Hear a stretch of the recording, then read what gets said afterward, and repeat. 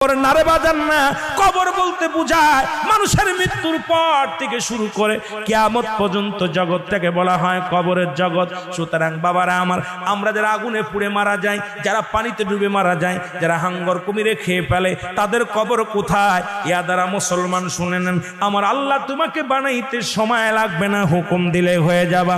সুতরাং মৃত্যুর পর থেকে শুরু করে কিয়ামত পর্যন্ত জগৎটাকে বলা হয় কবর।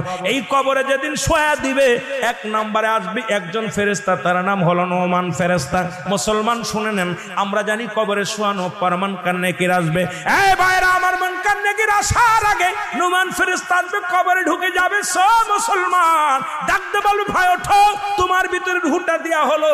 আজরাইল আলাইহিস সালাম রূহটা বাইর করেছে, আমার আল্লাহ তোমাকে জানটা দিয়েছিল, এটা কবজ করেছে। এখন আমি তোমার দুজন কেরামন কাতিবিন, দুপাশে দুজন ফেরেশতা ছিল, তারা তোমার আমলনামাটা লিখে রাখছে, ভালো মন্দ